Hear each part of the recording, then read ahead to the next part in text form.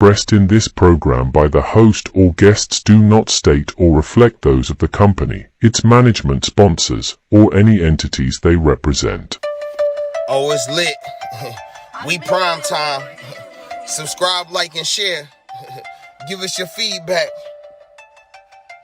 Yo, I'm Manny at the plate and Kobe off a steal. Gretzky for the goal and Brady at the wheel. I'm a game changer, the Osaka of the tennis, and breaking scoreboard. Simone of the Olympics, defense and big business. The Mayweather who way better. From the greatness of Jim Brown, I've been down. Talking sports before I was off the porch, screaming Bo knows while Jordan was playing horse. Late 80s getting torched by the drive and the shot. 2016 got a ring off the 3 in the block. They eased to forgot the cardiac kids, Price and Doherty, Bell in the Indian years. This who it is. Your host DeeTrynt, yo, that's a name banger. Come in the streets and talk sports with the game changer. Yo, your host DeeTrynt, that's a name banger. Come in the streets and talk sports with the game changer.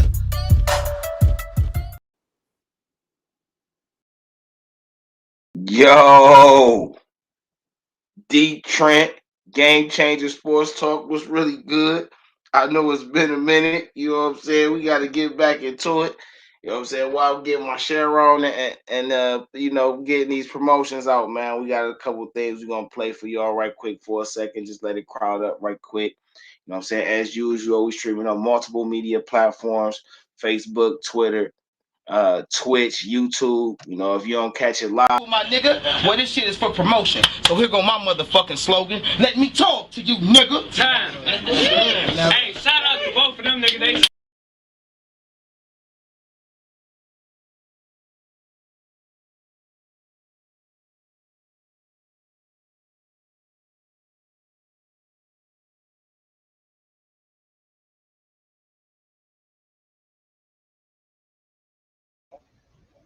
We'll be getting started soon.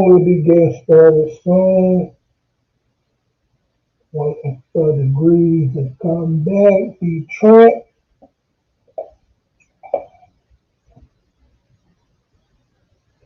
Waiting for Detroit to come back. We go get started.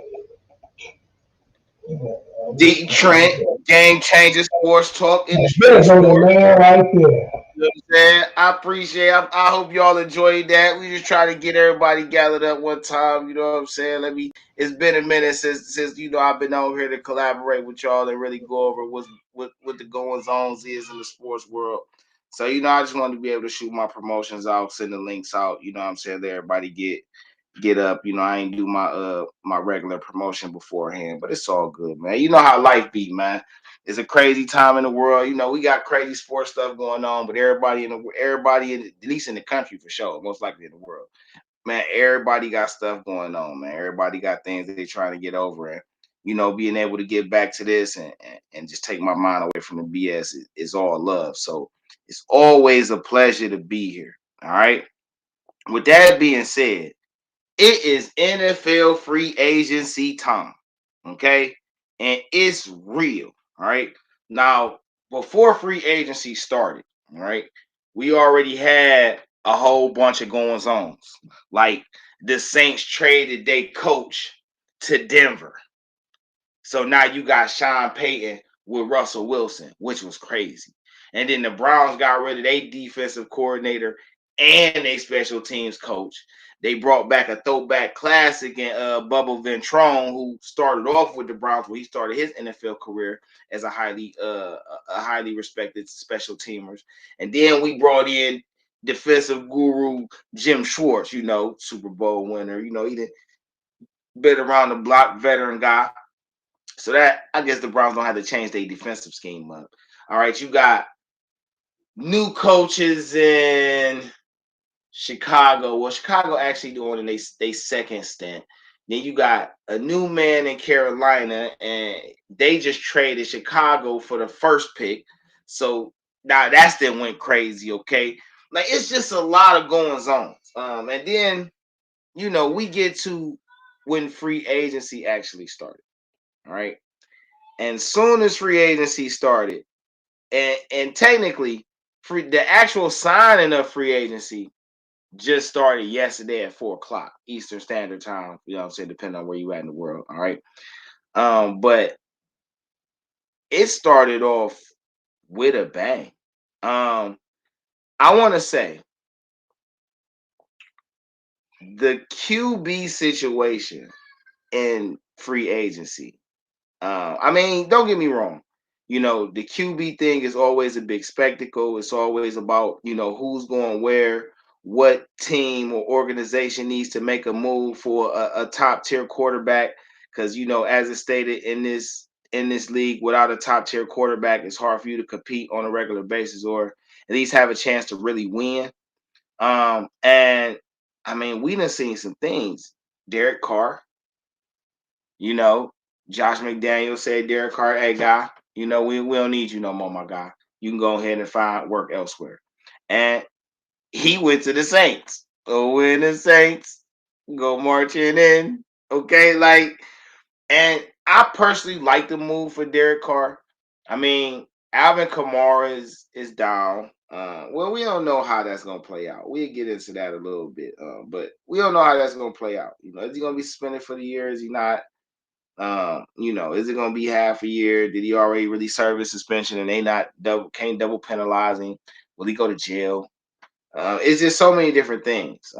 But you know, they did bring in, and speaking on the Saints, they did just bring in Jamal Williams, running back Jamal Williams. And for those who don't know who Jamal Williams is, he started off with Green Bay. It was him and Aaron Jones running that backfield for a while, alongside Aaron Rodgers. He left about 3-4 years ago and went to Detroit. Really made his name over there as a bruiser back guy who can get the tough yards. Still has a little speed on him, you know, can break it open a little bit. But Detroit decided not to retain him. So now he is a Saint. And putting him with Alvin Kamara and Derek Carr now got them two guys in the backfield. Michael Thomas said he's coming back. So the Saints working that out to bring him back and let him play after a 2-year hiatus. Well, I guess he played a little bit last year, but it mostly a 2-year hiatus. Um, and then, you know, they still got Chris Olave. You know, we're going to see what they're going to do with Marquez Callaway. Will they be able to bring him back, or is he going to go on to greener pastures? But, you know, the Saints, man, I applaud them. You know, they brought back Jameis Winston, which is interesting, too, because I guess, you know, I would like to see Jameis be able to do something somewhere. I mean, he's still fairly young, though. You know, Carr in his 30s, but um, uh, Jameis Winston, I think he's like 27, 28. Whatever the case, though, hopefully this still helps propel his career to somewhere nice later on down the line. But, you know, it is what it is. All right, so let's talk about these other quarterbacks. The main one I want to talk about, though, right now is Lamar Jackson, okay? All right, Dee Trynt, GameChangaSportsTalk, InDaStreetzSportz. You know what I'm saying? If you're streaming or if you're looking in, man, appreciate you. It should be a link up in the chats. You should be able to come in wherever you linking that from, whether it's YouTube, Facebook, Twitter, Twitch. You know, you can comment in the chats. I'll be able to see them, you know, back and forth. If you got questions you want to ask, things like that, is definitely okay. But right now we covering NFL free agency sports talk, you know what I mean? And Lamar Jackson. Now, last year around this time, we was talking about another highly skilled quarterback in his prime, or just before what they call a prime, at 26 years old, that was available for trade. It's unprecedented. It's not something that you see all the time or that's always available. But you see Cleveland, they jumped out the tree. They said, hey, Deshaun, you know, we did the background on you. We like what you could bring to the table.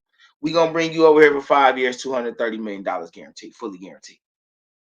And that set the whole NFL on fire, okay? Now, because of how the NFL operates, all right, they're going to try to use this to try to hold down somebody else when that's not usually how it works. Whenever a new quarterback get paid, they usually reset the market, all right? The problem was that the Browns was a little too smart for the rest of the NFL. The rest of the NFL saying $230 million fully guaranteed, and didn't break that down to $46 million a year, which is not tops for top paid quarterbacks. Actually, Patrick Mahomes gets 50, and Aaron Rodgers gets 50, and Russell and Kyler get like 47. So what did they really do besides just scare y'all? I mean, it is what it is, right? So right now, though, Lamar Jackson is a free agent. He is not going back to Baltimore. I don't blame him for not going back to Baltimore. And it is alleged that he said he wanted Deshaun Watson type money. Now, I air quotes and emphasize alleged, because Lamar Jackson hasn't came out and made any demands. So everything that people is saying, and these analysts is putting out here, is their speculations that they're trying to make facts. It's something that bothers me a lot when people try to make what they believe into a fact. A fact is something you can prove. It's something that not only you can prove, but 100 other people could come behind you, do the same thing, and it's going to get the same result. That is a fact. That's something that you can prove and others can prove on a consistent basis. Because you believe something does not make it a fact. Because you believe Lamar Jackson wants exactly or more than Deshaun Watson got, doesn't mean that's actually true. All right.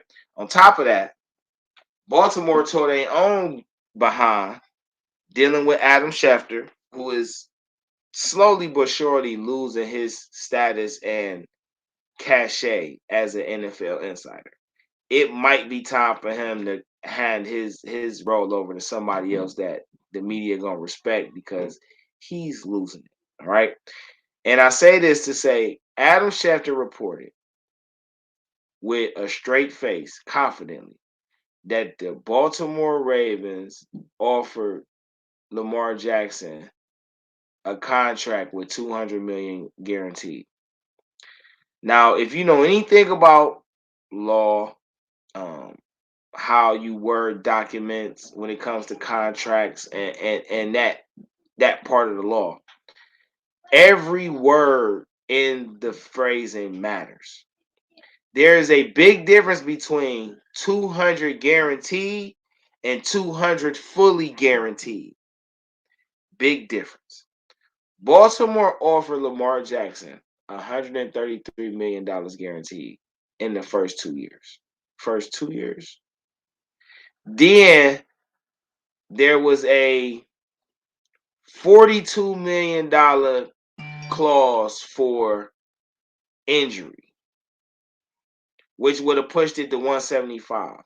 Then in 3 seasons from now, if Lamar Jackson was on the roster, he would have got another 25 million. So my whole thing is only 133 of that was guaranteed. The other 67 that they referencing was all based on certain stipulations. It's not a fully guaranteed contract. And people try to play on words a lot and do little stuff because they know the way a person perceives something that's being said versus what's actually being said can get lost in translation a lot. People play on that. The media plays on that. All right. And it's a disservice to these guys who are at their job trying to get the most for their money. Imagine you at your job been busting your behind. You done got these accolades at your job. You go for your raise, right? And everybody talk about all this other stuff that you didn't do. But nobody was talking about that when you was putting in that work, making sure the whole organization looks good or your whole company looks good or benefits in a certain way. They weren't talking about that then. So don't do that now. And what I'm referencing, he still ain't shown he could throw the ball. That's a lie. If I'm not mistaken, in Lamar Jackson's first 4 years, he led the league in red zone efficiency, throwing touchdowns. Matter of fact, if I'm mistaken, Lamar Jackson still ain't threw a red zone interception in his career. I mean, I got to double fact check that, but I'm pretty sure he hasn't thrown a red zone interception. Do we take into consideration that his offensive coordinator sucked? Greg Roman sucked. You ask any Ravens fan, they're going to tell you Greg Roman sucked. Let's also talk about the fact that they don't have Ozzie Newsome over there no more. So their ability to use the Ravens cachet as leverage is not as great as it was. On top of that, the players that they're all trying to bicker over who to use, who not to use, who to get rid of, is all people that Ozzie Newsome put in place before he gave the reins over. So now we got to ask ourselves, is this really about Lamar Jackson, or is this really about Ozzie Newsome because he's a black GM that's iconic, savvy, and respected all over the league, not only as a football player, but as a football mind and a champion builder, as a scout on every level that you need to be accomplished as a football entity. He has done it. Don't get praised a lot, don't get talked about a lot, but he has done it. So one has to ask, does that play a part in how the Ravens acting towards Lamar Jackson? That's interesting. Anyway, though, Lamar Jackson also has won an MVP. When Lamar Jackson plays, the winning percentage for the Ravens is insurmountably different from when he doesn't play. Now I'm going to say insurmountable. It's probably not even the right phrase used to some of y'all, but I'm going to say that just to try to highlight the vast difference between what the Ravens look like with Lamar Jackson playing and what they look like when he's not even available. Okay? That big difference. So Pat Peterson definitely to the Steelers. And I kind of like him with Minka Fitzpatrick back there. I ain't a Steelers fan. I don't really mess with none of the other teams in the AFC North, but I try to be a realist. Pat Pete on the back end of his career. I think he has served better as a free safety versus a corner. And I think if the Steelers will use him that way, with Pat at the free safety and Minka at the strong safety, and allow them to do their thing back there, kind of like how they used to let Troy Polamalu do, but you got two guys that you can split the duties between. I think they got something. You know what I'm saying? But we'll see how it play out. They already lost their inside linebacker, Spillane. He's gone. I want to say he went to Detroit, but let me double check that where he went. Anyway, back to Lamar. So Lamar Jackson, like I say, his offensive coordinator sucked. It was a vast difference between when he played and when he didn't play. And it's all leading up to the point of how they're treating him right now.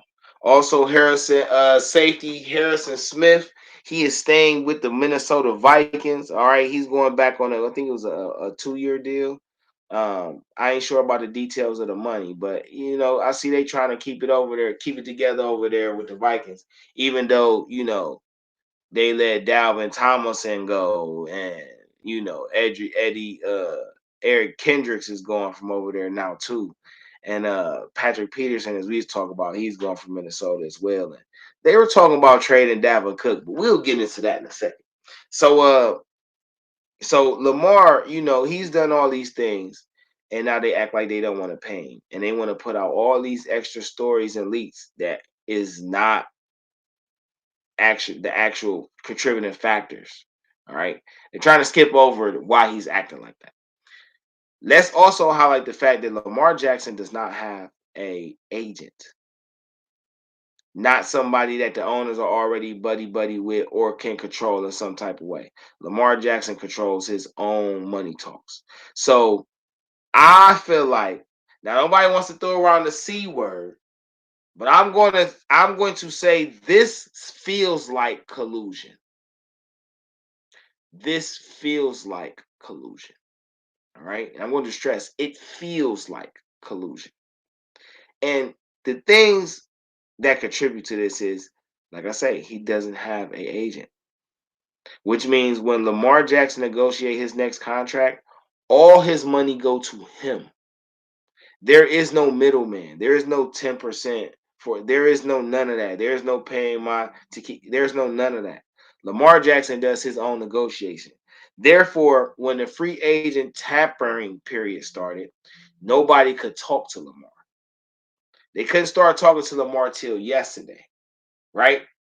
But all these teams need a quarterback. I mean, the Panthers need a quarterback.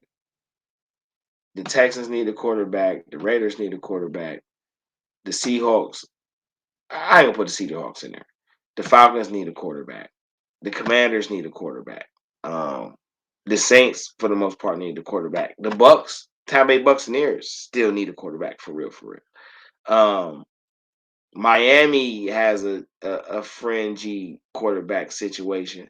All right. The Giants kept their quarterback. The Rams don't really know what they're gonna do with their quarterback. Like, so it's a lot of teams that's got quarterbacks, but it's a lot of teams that really need quarterbacks. Right? Why is Lamar Jackson not getting no offers? Why don't nobody want to give him a fully guaranteed contract like Deshaun Watson got? All right. People will try to send us, because Cleveland was desperate and all that. Don't get me wrong. Cleveland needed to make a power move to get a franchise quarterback.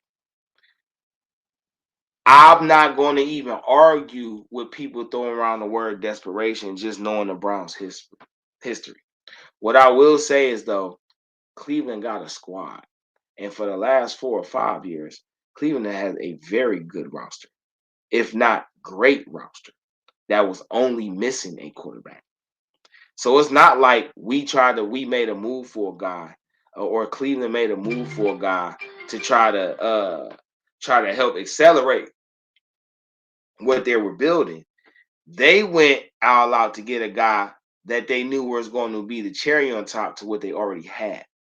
And the place you're in when you acquire something really matters. All right. With all that said, all this shit is just smoke. It's always about playing chicken. Who's going to give in first? Who's going to cave in first? Lamar not gonna cave in, bro. Somebody's going to pay him. Now, how much he's looking for, we don't know. Somebody gonna pay him though. We gonna find out who. Now, I personally think it should be either the Commanders or the Colts. I do have the Rams as my dark horse team, at least one of my dark horse teams, just because of how they're rebuilding. And if you put Lamar Jackson with Sean McVay, they got an owner that's really willing to spend. And there's a lot of offensive weapons that are available in free agency. Like, so they can get Lamar Jackson and they can literally put the team around him without a problem. There's a lot of good talent available in free agency, a great talent, all right? Dee Trynt, GameChangaSportsTalk, InDaStreetzSportz, man. Streaming on multiple media platforms: Facebook, Twitter, Twitch, YouTube. If you missed the live shows, we streaming for a minute right now. You can always catch the replays on Anchor, Spotify, Google Podcasts, Radio Public, and various other streaming platforms. Definitely make sure you subscribe to us on all the social media pages. Facebook at Dee Trynt or InDaStreetzSportz. Make sure y'all go to the InDaStreetzSportz website. That's InDaStreetzSportz, all one word.com. Use Z's instead of S's, all right?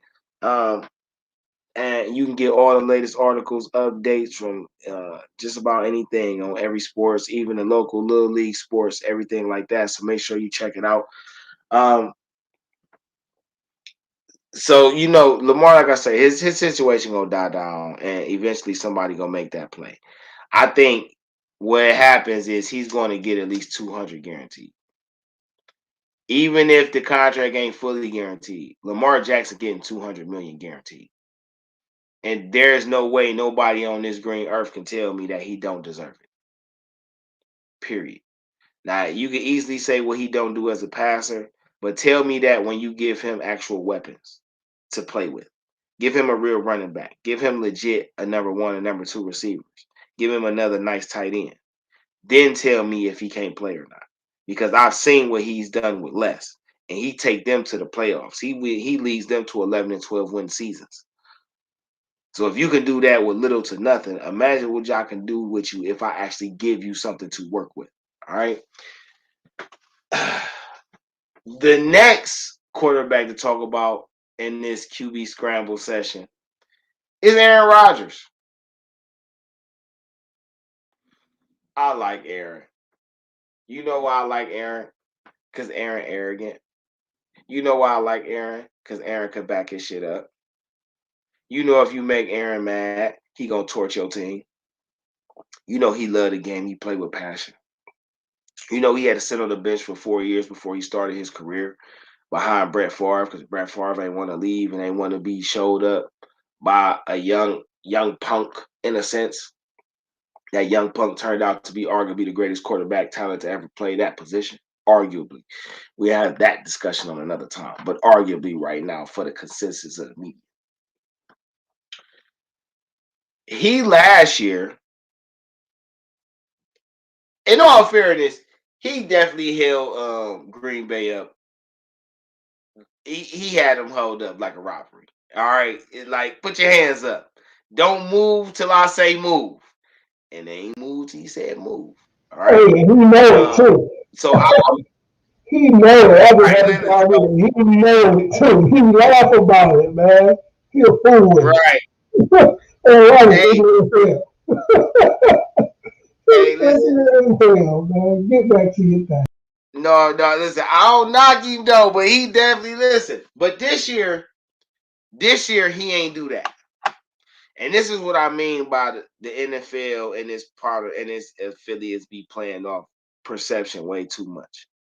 Because of how it was perceived Aaron Rodgers acted last year. The way that they broke the stories and the tone and the word verbiage that they used to break it. You make Aaron seem like a total jerk and a bad guy.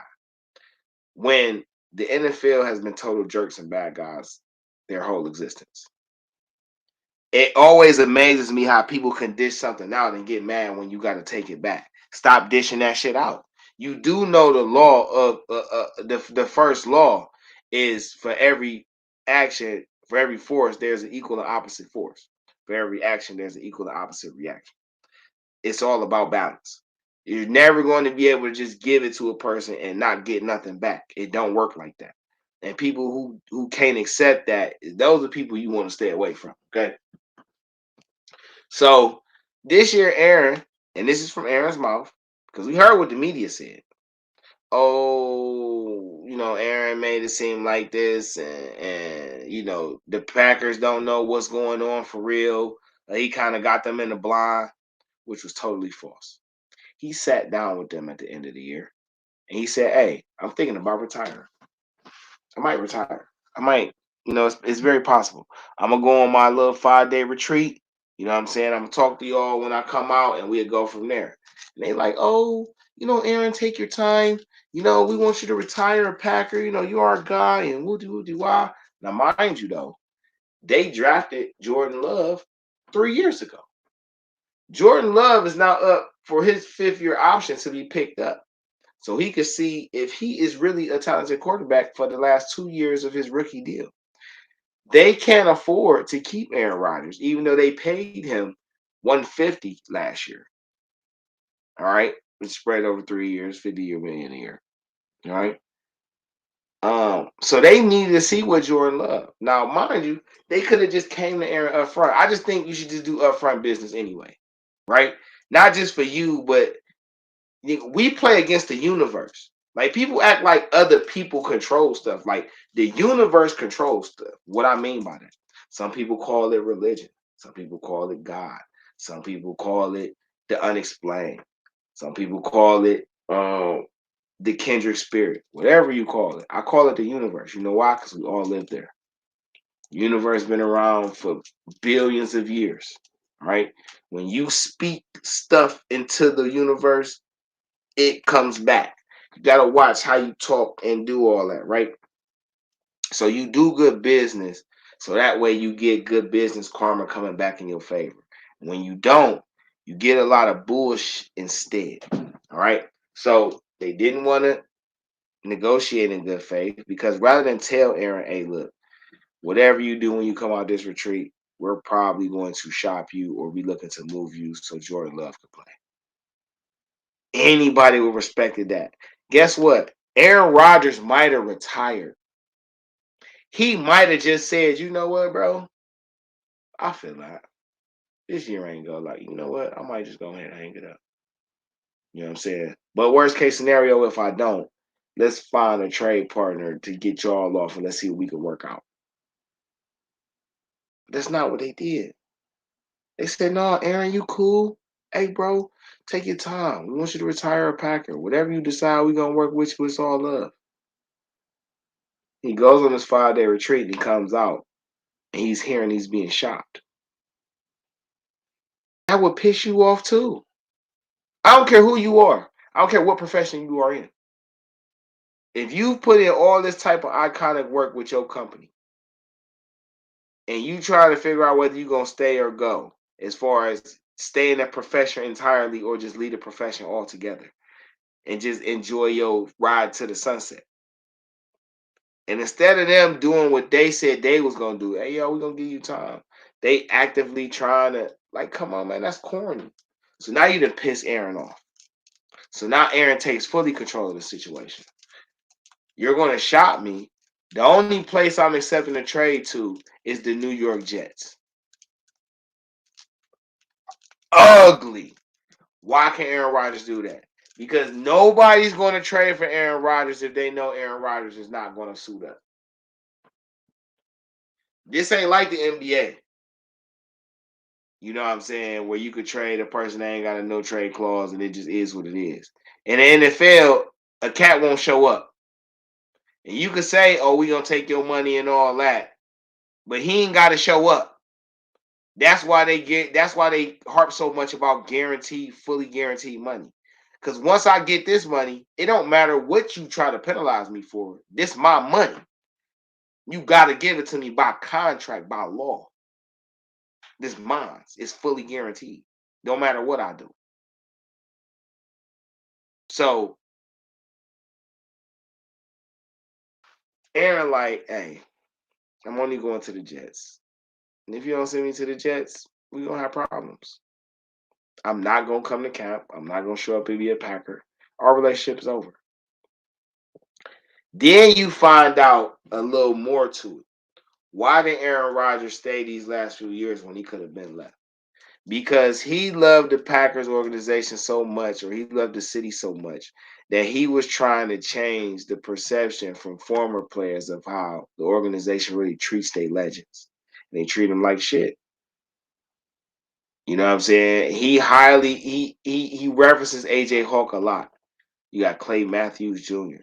You got so many guys that contributed to the status, the cachet of the Packers, and that organization does not show them love. Brett Favre is one of their most iconic, and I don't hear a lot about him. You know what I mean? If you're not really a football historian, a lot of these new football fans don't even know who Brett Favre is for real. Have no clue of how big his impact was on the game at that time. You know what I'm saying? Especially from that position. But whatever the case, Aaron is going to the Jets. And the only thing we waiting on is what the Packers are going to be accepting in compensation. And the Packers don't really got all day because football still has to go on. Jordan Love still has to get ready for the season. They still need to put more reliable weapons around him, even though with Dubes or Dobbs, I guess that's his name is, and then you got Christian Watson that they draft, two guys they drafted last year. They got something. They still got Aaron Jones as the running back. So they got something for Jordan Love. It's not like they playing with a bare cabinet. And they defense pretty nice too. So it's not like they playing with a bare cabinet there.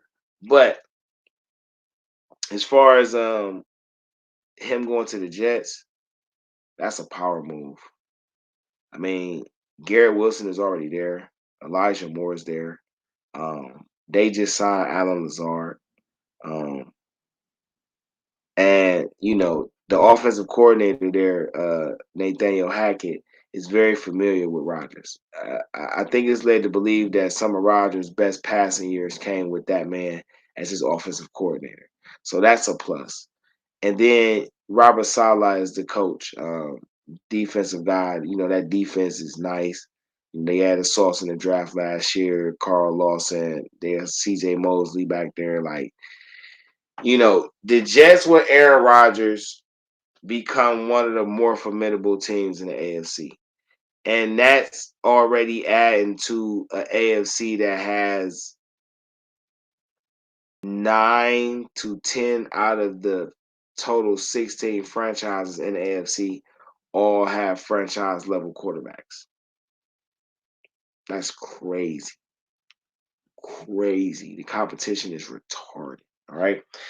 Like I say, other QB news, you get in the QB scramble, you got Baker going to the Bucks, Mike White, formerly the backup and for the Jets, is now a Miami Dolphin. Jacoby Brissett, he goes to the Washington Commanders. Daniel Jones goes back to the Giants, 4 years, $160 million. Jimmy Garoppolo gets 3 years, $67 million to go to the Raiders. And who am I missing? Jalen Hurts is about to get his deal renegotiated. Joe Burrow is about to get his deal renegotiated. Now that's on the QB front, because I'm gonna talk about the QBs for a minute, man. On the QB front, that's really all it is. Defense though, let me tell you something, right? And this is something I've always believed, all right? When it comes to the draft and the free agency period in the NFL, whenever you have a loaded defensive type of status, usually whatever offensive players that are available, they are usually spectacular. Like they're usually the really nice ones. Because especially when it comes to the draft, right? If you got 70, 80 guys that you feel like could turn into starting caliber guys in the draft, right? And they all defense. Whatever 20, 30 guys that you got on offense, remember they had to play against these guys. So if the defense is that good and you have top offensive talents, they got to be remarkable if they was able to put up numbers against these high level guys. Okay. And it's usually like that for the free agency period too. Now defensive players is getting paid. Okay. Defensive lineman is getting paid. Aaron Donald outright, respectively, got $100 million as a D tackle, and he earned it. His contract should have been fully guaranteed. Myles Garrett as a DN, get his contract's like 125 back then. All right. And he's now entering the second year of that 6-year extension, if I'm mistaken. So he still got like 4 years left. Javon Hargraves. First off, no, that's not who set it off. Deron Payne, first round pick, Washington Commanders, he set it off. As a D tackle, just ended his rookie contract. He got the franchise tag, and the franchise tag was for $18 million. He then re-signed for 4 years, $90 million, 60 guaranteed. It's a hell of a contract. The number one free agent defensive tackle, Javon Hargraves. He gets 4 years, $80 million, 40 guaranteed to go to the 49ers. Now, if you know anything about football, you know that's cheating to put Hargraves next to Eric Armstrong and Joey Bosa, or it's Nick Bosa, I'm sorry, and Nick Bosa. That's cheating. That is cheating. Then they middle linebacker is Fred Warner. Talking about the 49ers. That's cheating. That's cheating. Also, hold on. Just a side note and kind of go back a little bit to the QB scramble part, right? Hey, Brett, you hear me? What's good? Oh, hold on. Before you get to the QB scramble, NCAA right now, man. Howard is 31 to 33. Howard in Kansas. Missouri is up on Utah, and Furman is up on Virginia right now. The underdog is making noise. Wait. Hold on. Say that The one more time. Say that one underdog more is time. making noise right now. Howard University, 31. Kansas, 33. Furman, 61. Virginia, 60. Utah State, 31. Missouri, 35. And These Maryland and finals or this Virginia, halftime? it's first half is going to halftime for Missouri. It's still first half for the Kansas game. And Virginia game is second half, almost over, 2 minutes left, and they down. All right, for And those who asking, Maryland and Virginia 66-63. A minute left. Maryland up. Man, bracket busters! Let's go. no, All that's right, man. Hooley. We can get back to the scramble. Yeah, that's big news right there. No, that's great news. So that's Hooley chiming in with the NCAA March Madness tournament updates. All right. And for the games going on, a lot of the underdogs are either winning or right there in the lead at the halfway point. And I mean, for all people who understand college sports, especially college basketball, March Madness is like the mountaintop, right? This is when all the emotions come out. These guys play guard. This is when guys make their name, get their draft status up, get their name out there. Um, and it's always an exciting time. And I think now with the addition of the NIL and these cats getting able to make money while they in college, you know, being the spectacle that they are to draw attention. Listen, these boys gonna ball even harder. You might even get college players to stay in even longer now because they know they can make good money, still get an education, and by the time they graduate, they'll already be multimillionaires with multiple degrees or a definitive degree that can start their own businesses or whatever the case. But March Madness updates, man. I don't know who your team is if you're watching, but good luck to you. I hope it pans out for you. I am an O State fan. I'm pretty sure O State is a low seed. Hopefully, you know what I'm saying, they do their thing. But we had that talk about college basketball and all that on a whole nother segment, man. Back to the free agency talk. Dee Trynt, Game Changer Sports Talk. You know what I'm saying? InDaStreetzSportz Sports, streaming on multiple media platforms, Facebook, Twitter, Twitch, YouTube. You know, if you missed the live show, you could definitely catch the replay on Anchor, Spotify, Google Podcasts, Radio Public. Just look for the InDaStreetzSportz Sports channel, and then you'll catch the Sports Changer Sports Talk show with Dee Trynt right there. Go ahead and subscribe. You know what I mean? But referencing back to the QB scramble before I continue with the defensive mayhem. Why Kyle Shanahan didn't make a play for Lamar Jackson? And as much as I like Kyle Shanahan, and I feel like he is a phenomenal head coach, phenomenal coach, great mind for the offense and how to run it. Okay, he pissing me off. Why did you pass on Justin Fields and take Trey Lance? Now you mad because your QB situation ain't working out. You could literally trade 2 first-round picks, get Lamar Jackson, and put him with Deebo Samuel and Christian McCaffrey and Brandon Ayuk and George Kittle and have a epic team. But you went after Sam Darnold. Don't get me wrong, y'all. I have nothing against Sam Darnold. I think that situation for Sam Darnold is ideal. and it allowed him to flourish and become the guy that people thought he could be, or at least something like it. But if we talk about winning championships, if we talk about being dominant, if we talk about making it work, you telling me Kyle Shanahan with Lamar Jackson, Christian McCaffrey, and all them couldn't make it work? You telling me it wasn't worth you trying to give up two first round picks to get him? I ain't saying that it's over because free agency really just started. The draft ain't even here yet. It's so many weeks in between. So many different things can happen. So many people can come to so many realizations in between this time frame. But I'm just saying right now, make it make sense. Make it make sense. All right. Hey, who gave up their draft pick? Who got the first draft pick right now? The Carolina Panthers. They gave it up or they got it?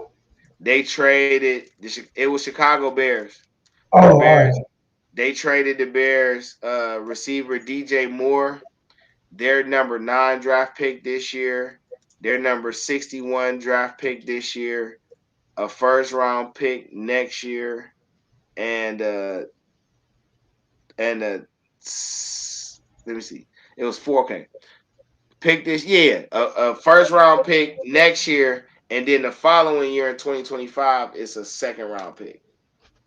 So yeah, 4 picks and a player. So now switching over to Chicago, right? And just flipping back and forth a little bit more on the QB scramble side. Justin Fields, right? Justin Fields had nothing. I mean, the Herbert cat in the backfield was cool. Cohan couldn't stay healthy. David Montgomery fell off the map. They traded for Chase Claypool, who could still be something. They got Darnell Mooney, who's been pretty cool. They got Cole Hands Komet, who's all right. They offensive line suck. They don't have a number 1 weapon and receiver. DJ Moore, I don't think is a number 1 weapon per se, but in that team, he's absolutely the number 1. And he can take the top off the defense, which should help for a quarterback who's a dual threat. I like what they're doing. What they do at 9, I'm not sure. I have a few suggestions myself, but I liked that move for them. Carolina's desperate, but I understand Carolina's being desperate and having a new head man over there. They should go for what they want. I'm cool with that. Back to the 49ers. The rich get richer with Hargraves. However, they did lose safety Jimmy Ward. He follows D'Amico Ryans. And shout out to D'Amico Ryans. D'Amico Ryans, for those who don't know. Now, if I'm not mistaken, D'Amico Ryans was a linebacker, I want to say Oklahoma, but don't quote me on that. Whatever the case, he was a great linebacker in college. He gets drafted to the Texans.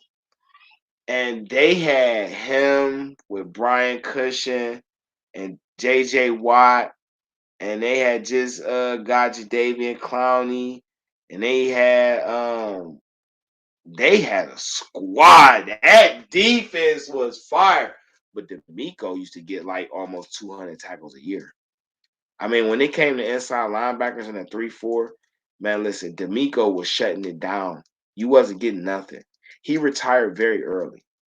I'm not sure if it was injuries, but I want to say it was personal. He retired extremely early.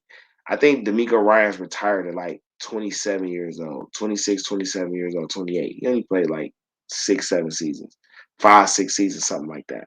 He retired. He pops up a few years ago, or at least from my radar. He pops up a few years ago as a defensive coach on the 49ers squad when Joe Woods was still there. Joe Woods left, and then he ended up getting the job. I want to say somebody got the job before him, and then he got the job last year.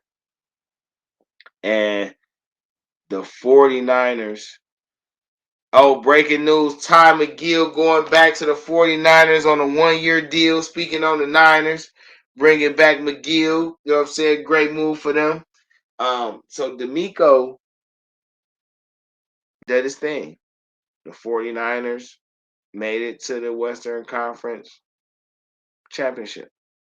Or I should say the NFC, I'm sorry, because I just mixed basketball up. The NFC title game.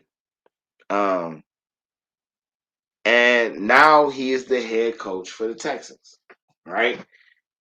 What I like about him going to the Texans is that he made sure that whatever they decide to do, he get his money.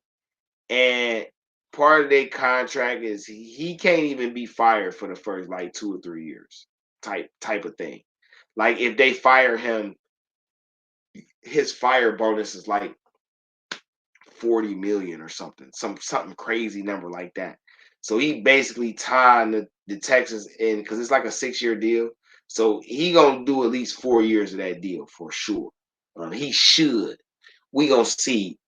You know how the NFL manipulate things. However the case, he's bringing guys over that he's familiar with. Jimmy Ward, former cornerback, converted to safety, Pro Bowl safety, I should probably say.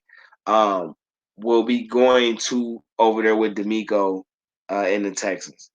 The Texans also have the number 2 pick in the draft. I'm pretty sure they're going to pick their QB. I personally think it should be C.J. Stroud. He could look to go with Anthony Richardson. We really don't know. It's so crazy how it played out with the NFL Combine and the quarterback position. But the Texans, I think they poised to do something nice. Speaking on referencing Jimmy Ward, though, let's go back to the defense because Hargraves is one of the guys I wanted the Browns to get. Another guy that I wanted the Browns to get was Tremaine Edmonds. And as we were talking about the Bears earlier and Justin Fields, after making that trade, giving up the first round pick, getting the number 1 receiver and 4 picks, they started off free agency by signing the top linebacker in free agency, Tremaine Edmonds. 4-year guy playing for the Buffalo Bills. He is now a Chicago Bear. He gets a 4-year, $72 million deal, $50 million guaranteed. They also, the Chicago Bears, got TJ Edwards, linebacker from the Lions, if I'm not mistaken. And he's now with the Bears as well. He got a 3-year, $19 million deal. So crazy, man. So crazy. Another guy. Well, I personally wasn't on this guy for the Browns, but a lot of people were. And that was safety Jesse Bates. Jesse Bates, Pro Bowl safety for the Bengals, went through his contract dispute last year. They didn't want to pay him market money. Well, guess what? Birds fly high, you know how I feel. Birds fly high, birds fly high. Falcons, they ponied up the dough. 4 years, $68 million. He get 50 of it guaranteed. Nice contract for a safety. Great, phenomenal contract for a safety. And I call this defensive mayhem because I swear the defensive players are now starting to get the recognition they deserve and getting the money they're supposed to make. With all the rules and restrictions that the NFL has put on how to check and tackle offensive players, you got to start paying these guys for the guys that can actually get out there and do it at a high level without causing injury or being disruptive or none of that. You got to, it's just, you just got to respect that. All right. We had other movement though. Fletcher Cox, formidable defensive tackle for the Eagles. He goes back on a 1-year deal for $10 million. Brandon Graham, he goes back to the Eagles. So off that line, they only lost Hargraves. They still got Hassan Reddick though, and they got a young guy down there in Jordan Davis that I think is the reason why they not gonna really miss Hargraves like that. Right? The Eagles, speaking on them, end up releasing Darius Slay just to re-sign him. They brought back James Bradbury. So a lot of the important pieces on that defense they brought back. But CJ Gardner-Johnson is still available. And I don't know where he's going to go. What I will say is a lot of people high on CJ Gardner-Johnson. I am not per se. I don't have nothing bad to say about him. I'm just saying, like, he give me the John Johnson III vibes. You know, we thought JJ3 was going to come to Cleveland and do something. In all fairness to him, though, Joe Woods sucked at defensive coordinator for the Browns. He sucked. He was garbage at it. There's no way to really put that in any other form. He was garbage. He sucked. So, you know, that probably contributed to JJ3 not performing the way that we would have liked him to. At the same token, though, the tape don't lie. And there were a lot of plays every season. We're talking 10, 12, 15 to 20 plays per season where JJ3 is noticeably not giving up full effort on a play, and that play is turning into a score. Not just a big game, a score. For $11 million a year playing safety, bro, you can't be giving up that many touchdowns, in my opinion. You just can't be. Not here for the Browns. We can't take that. So he gone. But CJ Gardner-Johnson, hopefully he's not like that. He's a little more versatile. You know, he can play either safety position. He can play the slot, play the corner. And that has a lot of value on anybody's team when you got a guy that you can move in various positions and allow you to play other guys and get them involved. And it just works so well. I don't know what he gonna do, man. We gonna see though. All right. It's just been so crazy, man. Free agency has been a monster so far this year. I got another segment, old stars, new alignment. And this is basically just referencing guys that we haven't heard from in a while. But we want to really know what's going on with them, right? DeAndre Hopkins is a guy, old star, new alignment. He will not be going back to Arizona. Arizona has kind of made that clear that he's not going back.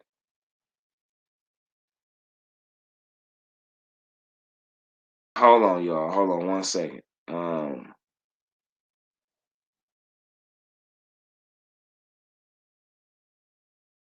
He's not going back to Arizona. They want to move on from him. So quite a few teams might trade for him. Odell Beckham Jr. Odell Beckham Jr. is now ready to play. He held some workouts.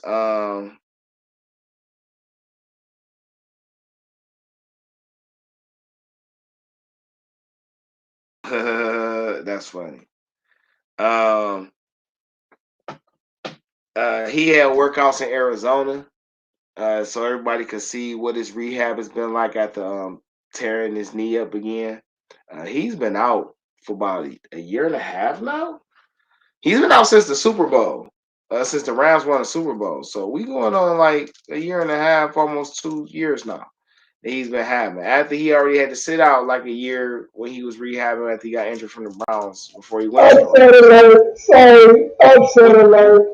Furman beat Virginia. Let's go. Furman beat Virginia. And I won on that bet. Let's go. On to the next.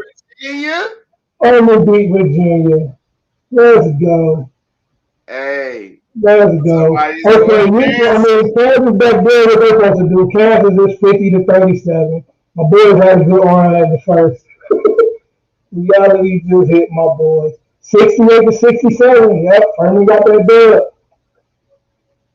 Mark Madden for the best, man. Back to your football. Football. Man, Furman. Furman beats Virginia 68-67. Leader score for the Paladins. Who was this? Jalen Slauson puts up 19 points, 10 boards. You got JP Pugs put up 11, 4 assists, 3 rebounds.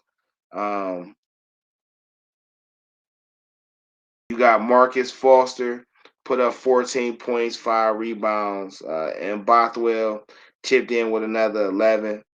As far as the Virginia, who a lot of people picked to really do something in the draft, they got Caden Shedrick. He put up 15 and 13 rebounds. Also, they got Reese Beekman, and he put up 14 points and 5 rebounds.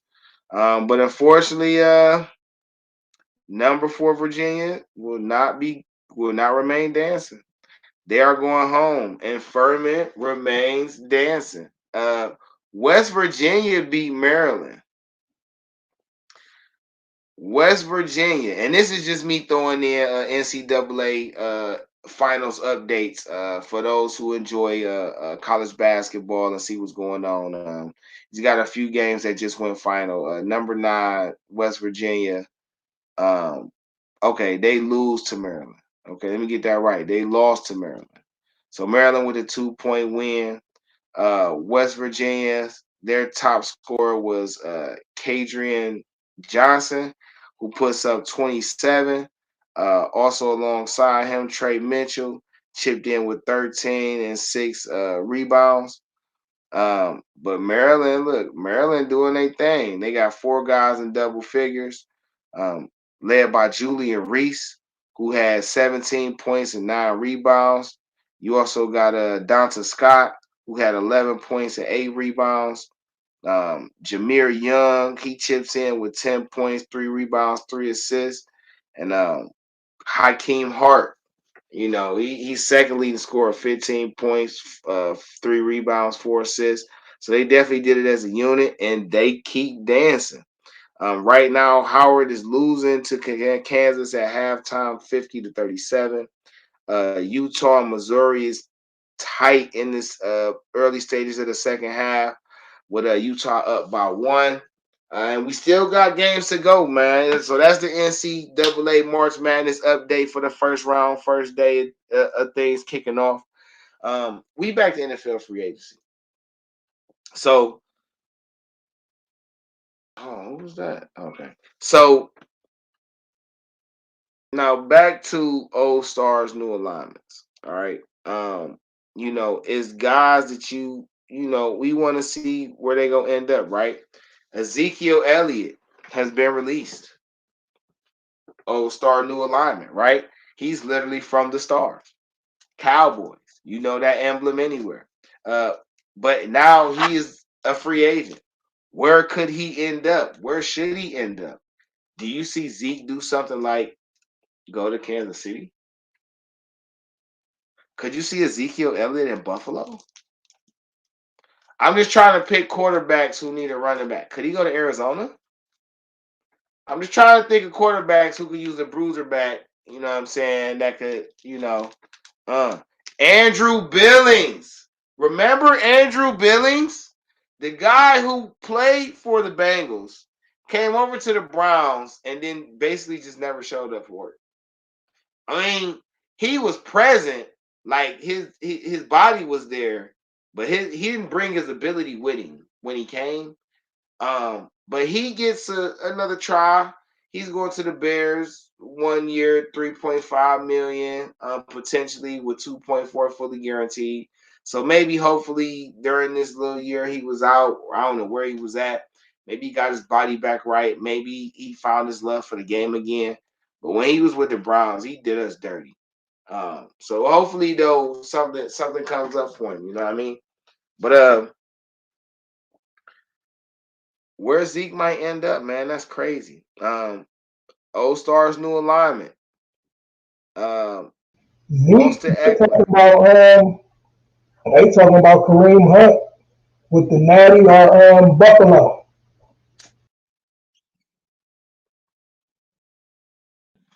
Old Stars, new alignment. Kareem Hunt has been the Browns' backup running back for the past 3 seasons. We hate to lose Kareem. Kareem is a phenomenal back. He deserves to be a number one somewhere. He gonna always be loved in Cleveland, bro. Hometown guy, came in. Unfortunately, he dealt with some messed up stuff. As far as just all the shuffling and inconsistency with the offense that allowed him to really flourish the way he should have, or we think he should have. But if he go to the Natty, I wouldn't be upset with him because he get to stay at home. I'm not mad at him. But if he go to Buffalo, I can't be mad at him because Buffalo need a guy like him in that backfield to give Josh Allen and Stephon Diggs some type of help for real. Be able to open up more for Gabe Davis and them to make that connection work a little more. But you know, it's running backs out. Old Stars, new alignment. Derrick Henry is available for trade. Derrick Henry, who has led the league in rushing multiple years, MVP running back, 2,000 carries, 6'4", 230, 240, run a 4.3, 5.40. Derrick Henry, stiff arm you straight to the ground and put you out of commission. Derrick Henry is available for trade. Where should he go? Who should get him? I said he should go to the Chargers. You put Derrick Henry with Justin Herbert. You know what I'm saying? You got Keenan Allen. You got Mike Williams. My second place is Arizona. Arizona. Kyler Murray is 5'8". He's 5'9". You got some speedsters. I like James Conner. He's not a number one back. Why not trade a second round pick and get Derrick Henry? Why not pair him with Kyler Murray and make Kyler Murray's life a whole lot easier?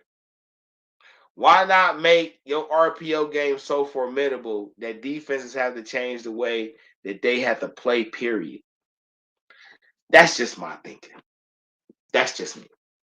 All right.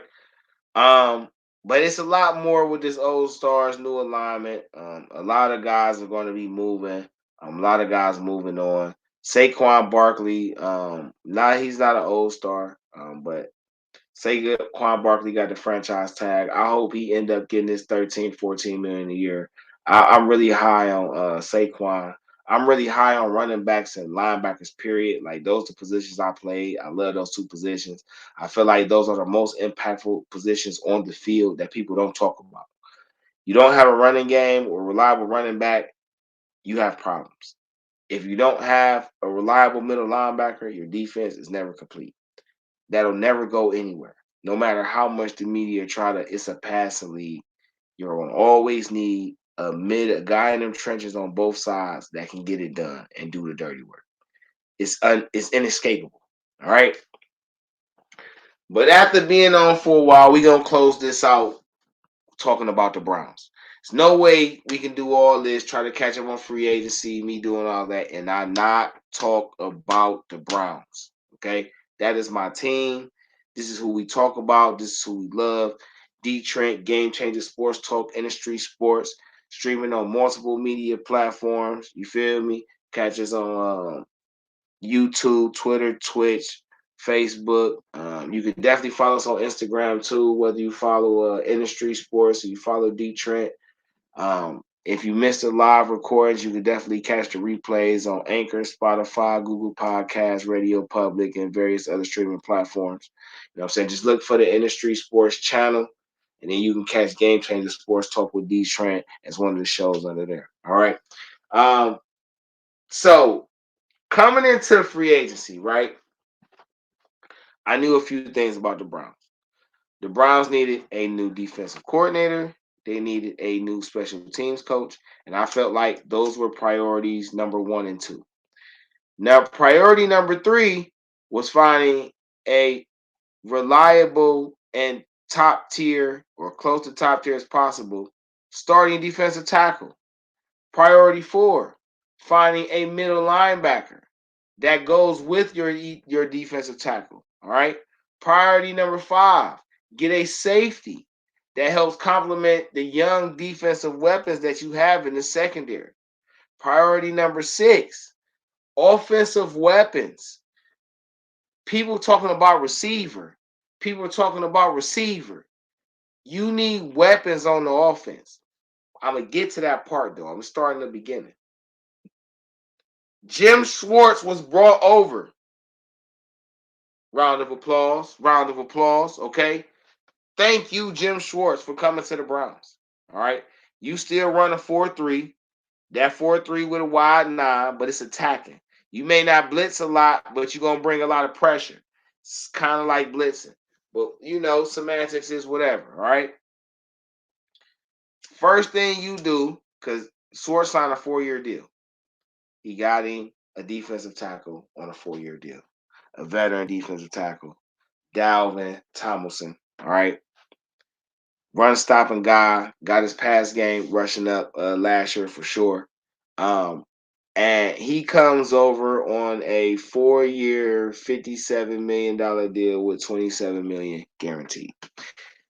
Priority number 1 taken care of so far. I do believe they need to bring in another guy just in case. A veteran guy, probably so. I would love if we can get DeForest Buckner. But Calais Campbell is still available. He's a vet. You know what I'm saying? We got a couple young guys down there, Jordan Elliott, Perrion Winfrey, you know what I'm saying, that could learn from behind these guys and really elevate their game, being rotational pieces. That's cool. We signed a defensive end from the Texans. Now, I'm going to call him Obo. Even though it's Oboyana Okoro is I'm going to go with, because I'm not always consistent with saying his last name right. Which is another Okoro, because we got an Isaac Okoro that played for the Cleveland Cavaliers that we drafted a few years ago. Whatever the case, though. Defensive man from the Texans is an emerging guy. But I feel like not only does he get pressures, but he can make open field tackles and play heavy in the run. So for the type of system that Schwartz is going to be running, and whatever tweaks he run because of the pieces he has, I like this deal too. He comes over on a 3-year deal, $18 million. Pretty good deal. Ethan Postich, the center, Browns acquired last year, free agency. Brought him in. He was supposed to be the backup to Nick Harris. Nick Harris went down on the first play of the preseason. And Postich got a chance to play. Now, Postich comes back to play that starting role. 3 years, $18 million. I thought that was a very good contract for him. Sione Takitaki, linebacker, drafted by the Browns 4 years ago. 3rd-round pick. Ended last season on an injury, unfortunately. A guy who I feel like has gotten better every year that he's played. Even though he's played in multiple systems, he's gotten better. This might even be his 5th year. Whatever the case. He comes back on a 1-year deal, $2.6 million. Then yesterday, they made 2 moves. They signed safety Juan Thornhill, Super Bowl winning safety Juan Thornhill from the Chiefs. And he comes to play, I don't know, free safety, strong safety. Maybe Schwartz moves him and Delpit around depending on who they playing or what the necessity is for that particular game, matchup, game plan, whatever the case. And he comes on a 3-year, $22 million deal, something like that. Let me double check those numbers. But I do like that pickup for the Browns, though. Gives you a guy who knows how to win, veteran leadership, a guy who knows what it takes to make it in the big game and thrive in the big game. And it's something I've said. The Browns as a team is funny. On the offense, they have polished weapons and a lot of veteran leadership, but they don't have a lot of young, explosive guys to complement that veteran leadership. On defense, they have a lot of young guys with a lot of talent, but not a lot of older guys to help polish them off. So it's interesting, right? And I felt like the Browns should be using, you know, the off season, well, not the off season, the free agency period, the first part of the free agency period, to really nail home the defense and shore up a few little side counter things, but the defense for sure, and then use the draft to get their young offensive weapons. Now it's going to be quite a few young offensive weapons available in the draft, a lot of different things that they'll be able to do and things like that. But I got a wish list. Hey, What you got bro, for me? is this breaking news that they already placed, it say Ravens placed 9 exclusive franchise tag on Lamar? That's old. Yeah, so the non-exclusive franchise tag, right? And I probably didn't explain this earlier, so excuse me for that. Um, the non-exclusive franchise tag. All right, so it's two type of franchise tags you can get. You can get the exclusive franchise tag, which comes at the premium price for your position. On top of that, you cannot negotiate with other teams. All right. And whatever you work out, it has to be through the team. So if they decide to trade you, that's something that's got to be worked out through the team. It's not something that you can go find out and do unless the team permits you to do that. Or 9 times out of 10, when you get the exclusive tag, they're trying to keep you and they're finding a way to work out a long-term deal, and they just put that into place to keep you there while y'all figure out how to work the long-term deal. That's the exclusive franchise tag in football.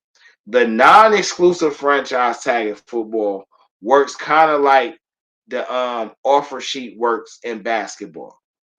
So where they retain your rights for not the premium price, but I guess the second or third tier price, right? In Lamar Jackson's case, his exclusive franchise tag is worth $45 million, but his non-exclusive franchise tag is only worth $32 million. So if nothing happens the whole preseason the off season, and he has to go back, the Ravens are only obligated to pay him $32 million. All right, and that $32 million is, for the most part, guaranteed. All right. But in this situation, Lamar Jackson can still go and negotiate terms with other teams. Whatever contract him and the second team comes up with, the Baltimore Ravens have a chance to match it. They have an option to match it because of the non-exclusive rights they have. If they decide not to match it, they can't negotiate a trade. There's already a set trade. If they choose not to match whatever deal Lamar Jackson comes out with, Lamar Jackson goes to the new team, and that new team has to give the Ravens 2 first-round picks. Now, do they have to be back-to-back picks? Can they spread them out? I don't have those specifics. But I do know that if they don't match the offer sheet to whatever Lamar signs with another team, then that team has to give up 2 first-round picks. Now, ideally, in this situation, there's a few factors. No team wants to negotiate the price for another team's player, especially in a tricky situation at quarterback where people are virtually resetting the market. It happens. It's not something that's rare. It happens more often than not. But that's not something people want to do right now, especially with the new TV contracts not kicking in until next season. That's going to affect the NFL salary cap. That's why people doing a lot of things this season, because it's like the darkness right before dawn type of thing. And then you have, so you got that, but the trade part, the trade part is what's the bad part for the Ravens, because the Ravens can't try to sweeten the deal. By signing a non-exclusive trade, by offering Lamar the non-exclusive tag, they can't negotiate a trade for him. They can only get 2 first-round picks for him. That's it. They can't try to sweeten it, get more players. They can't no, because of how it's stated in the CBA. That's it. So I don't know why the Ravens did that. At the same token, I could understand, because even if you keep him at $45 million for the exclusive tag and you negotiate your trade, it's very hard to get a team to agree to trade for a $45 million contract and during this offseason, especially if it ain't a team that's already got like $70-80 million in cap room. It's going to be hard. So the non-exclusive tag is the only way they can guarantee they get something if they can't match whatever he's offering. Now, like I was saying earlier, the Ravens already maxed out at 133. And I'll give them leeway and meet them in the middle and say 155 is probably where they maxing out at and guarantees. Somebody's going to offer Lamar 200.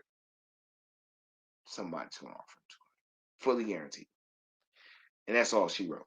Now back to these Browns. So as I was saying, the offense has a lot of veteran leadership. They need young, explosive guys. The defense has a lot of young guys, but they need veteran leadership. You're not going to get veteran leadership out the draft. So you're going to get it through free agency, though, which is where I feel like they should use to complete the defense. They already have a lot of young guys. Cleveland fans probably not used to how developing your players work, but this is how it works. When you want guys to take that next level, you have to surround them around guys who know how to win, who know how to put that work in, that dedication. And you need them on all levels. So you got a guy on the defensive line. I'm hoping they bring Deion Jones back, the linebacker, because he'll bring a lot of veteran leadership back to that linebacker room. They are in discussions of bringing Anthony Walker back, even though Anthony Walker Jr., even though we're not even talking about that injury he got against Pittsburgh. But he went down, so he'll be back. If nothing else, his veteran leadership and his intelligence for the game should help. And they got Dalvin on the defensive line. They also brought in a guy last night, Maurice Hurst, and he is a guy he's a 5th round 2018 draft pick out of Michigan. At the time that he was available as a prospect, he had the highest PFF grade ever rated for a college defensive tackle. He's been a little injury prone since he's been here in the NFL. I think it was just one thing that kind of lingered, and he's just not really getting back from it. But he has 8 sacks in 13 games. I don't care who you is. If you can give me 8 sacks in 13 games, you're worth taking the flyer on. And after how things worked out with Malik McDowell when he actually played versus what happened to him in the offseason, I think it's definitely worth a shot of taking out on a young guy like that. You never know, man. It could be the diamond in the rough that you need. But the Browns, they doing some good things. I like how Andrew Berry moves. I'm not sure what his next move going to be, but I did hear that we're in the market for a receiver. And I really think we're just in the market for offensive explosive weapons. And what I mean is that guys who could create separation, who could break tackles in the open field, who have elite speed and athleticism. Those are the guys you need on offense. So if they can trade for Jerry Jeudy, Denver was reported wanted a 1st round pick for Jerry Jeudy. You're not going to get that. I think the Browns can give them 2/3 and a player. Another receiver, a young, and be done with it. Not DPJ though. You cannot have DPJ. You cannot have David Bell either. All them other guys though, you can probably have 2 of them, but those 3 you cannot have. They are not available. I would rather give you a future second than give you one of those 3 guys. Just period. If it's me, but I would like to add Jerry Jeudy to this. And when it comes to the draft, right? Because, like I say, I'm not mad. Jerry Jeudy's a young guy. He's only like 22, maybe 23. He has like 4.2, 4.3 speed. He's an exceptional route runner. And people question his hands, but I don't. He was in Denver. What has been consistent about the Denver Broncos in the last half decade? Like, let's be serious about this. So I don't think it's his fault. You don't get to choose where you get drafted. Not really. You just got to do whatever you got to do. So, but also, there's a young guy from Alabama named Jahmyr Gibbs. I need him on this team, Andrew Berry. I don't care what nobody talk about. I don't care if you got to package up 42 and a 4th-round pick and a 6th-round pick to move up to the end of the first or to the beginning of the second. I need you to put Jahmyr Gibbs on this team. Why am I so high on Jahmyr Gibbs? Because Jahmyr Gibbs gives me an explosive weapon that I can move all around my offense. He helps my return game. We still got Jakeem Grant, but he's coming back off injury. We don't know how it's going to work out. We do have Jerome Ford, who we drafted and showed that he can do a little kick return himself. And DPJ showed he can do some punt returning. But if I can get Jahmyr Gibbs down there and I can leave Jerome Ford as my backup running back like I need him to be, and I can leave DPJ as my 2nd or 3rd receiver like I need him to be, depending on if we get Jerry Jeudy or however that work out, right? Then I can bring Jahmyr in to do special stuff.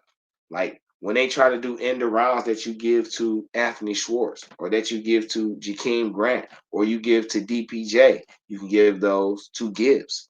Kick return duties, punt return duties, you can give to Gibbs. If you need to bring another running back in and split him out wide to take advantage of the defense, you got a guy, Jahmyr Gibbs, who has 4.26 speed, elite athleticism, hands. It's not shying away from contact, even though he's only like 5'9", 199, 200. You add him and Jerry Jeudy to that Browns offense, what they have right now, you have a formidable team for Deshaun Watson. There is no way that team on offense don't kill whoever is opposing them on defense. All right? And then people talk, oh, well, in a couple seasons, you're going to have to re-sign Jerry Jeudy. Okay, yeah, but you're not going to give Amari Cooper the contract. So you might as well bring your future number one receiver in and have him mold up with the rest of the team right now. I would love for Nick Chubb to retire a Brown. If it's me, Nick Chubb, when you stop being running back, you're going to fullback. And that's how we going to run it. And you're going to stay a Brown. And we're going to find ways to get you the ball and make you impactful. That's just me. So getting the Jahmyr Gibbs, a guy who could basically be like my Eric Metcalf 2.0. For those, though, who don't know who Eric Metcalf was, is a fucking dog. Kick return, punt return, running back, receiver. And he dominated at all of them. Check the NFL history books. Go My favorite Brown player of all time. Favorite Brown player of all time. And Your follow favorite InDaStreetzSportz Brown all time? Yeah, and hit the InDaStreetzSportz, you know. Mm-hmm. So definitely check him out. I like that. As far as I just feel like the core of the Browns need to be solidified. Whoever the weapon's gonna be, whoever the defensive mainstay is gonna be, which I think is already figured out for the most part, but they just need to polish it off. They need a linebacker. They need a receiver. Well, they need a linebacker and 2 elite offensive athletic threats with speed. That's where we at. But man, we've been streaming for like 90 minutes. It's been a pleasure, y'all. I ain't been able to chop it up and rap with y'all in a minute, so it's been nice to get back with it. I got to start getting ready for work and things like that. But we'll definitely be streaming again real soon. Next time we'll be talking about these Cavs. It's NBA time. It's the playoff push. We down to the last few weeks before the NBA playoff start, and it's a lot of things to talk about. All right. We'll definitely be coming back with some more football podcasts and stuff like that. You might, catch some, just some random drops, some pre-recorded things that's going to come out. So definitely stay tuned. Make sure y'all subscribe, follow, like, and share. As I say, we stream on multiple media platforms: YouTube, Twitch, Facebook, Twitter. You can follow us on Instagram, Facebook. You know what I'm saying? If you missed a live recording, you can definitely catch the replays on Anchor, Spotify, Google Podcasts, Radio Public, and various other streaming platforms. Feel free to email me, Dee Trynt, that's DeeTrynt at gmail.com, or inbox Industry Sports, Industry Sports, all one word, Z's at the end instead of S's. All right, and just let us know, man. You see us streaming, you see the link, feel free to come up, you know what I'm saying, engage. Let us know how you feel, what your thoughts is. Like, we do the research with you and see what we can talk about, all right? But it's much love, stay safe. If you in the windy, snowy areas, man, stay warm. But if you're around this sun, baby, enjoy your time, all right? One love, man. Peace.